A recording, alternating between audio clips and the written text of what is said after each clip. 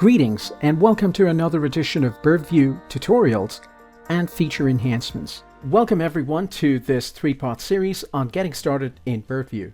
In part one of our series, we'll focus our attention on some key elements which we define as the building blocks of the Birdview platform, starting with your access levels, followed by job roles, and the combination of the two helps you define your user profile. With that in place, we'll move into part two of our series where we'll focus our attention on project intake. What are the different ways you can create projects within the Birdview application? And in the third installment, we'll look at project execution. What are the different ways you can manage your projects, your specific activities? What are some of the attributes that surround that? All of that will be covered in part three of this mini-series. As an administrator, to be able to get to modifying the system and to be able to add, define access levels, manage the system, you will have a unique set of permissions that are available to you. How do you get to that specific page? You're going to click on your username that appears at the bottom left corner of your screen. When you click on that, you are presented with a menu option. You're focusing your attention on company settings. When you select that, here is where we get to see the access levels, the permission groups that we talked about. To make life easier for you as a system admin or someone that is assigned to be able to build a system ground up, we provide you with a couple out-of-the-box access levels. They're stock access level options. We are adding some additional descriptors where we refer to them as built-in, predefined. You are welcome to leverage these, or you are welcome to create brand new ones. If you are inclined to create a brand new access level, I highly recommend that you make a copy of the existing one. So here in the case of project owner, I have chosen to make a copy. I get to the copy version of it, and I'm going to call this access level project manager.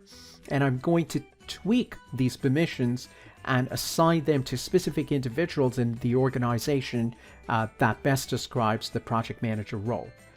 While making the tweaks, any change you make, whether it's a global permission or permissions where I'm not a member or a member of a specific project, they're all managed here. I can always override these permissions at a specific project level. We'll touch more on that when we talk about project execution, but for right now, this is the building block of defining your system. Once that is in place, we now transition to job roles.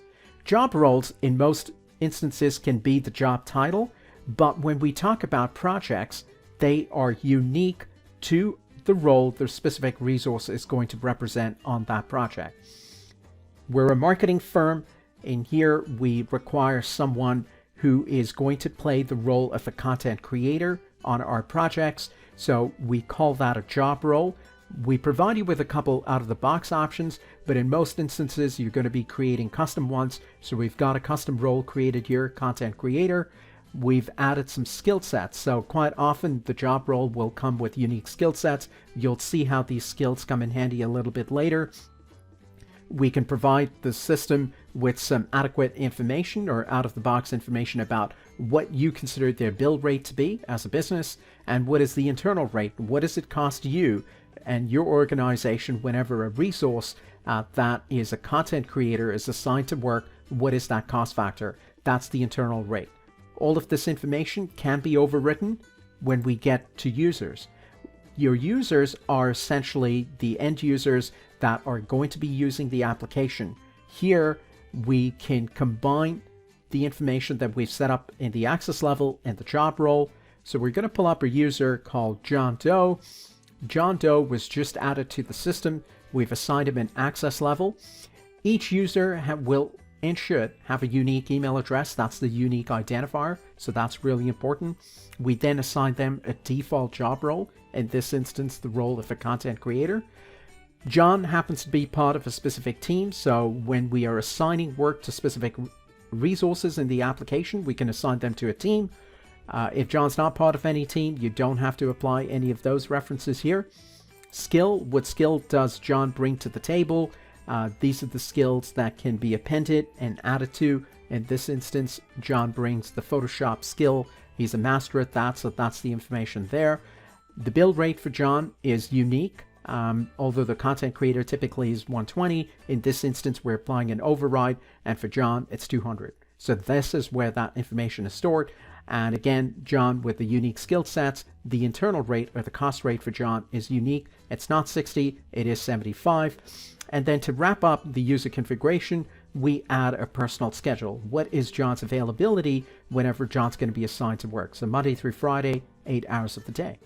And with that, we wrap up part 1 of our Getting Started series. Next, stay tuned for project initiation.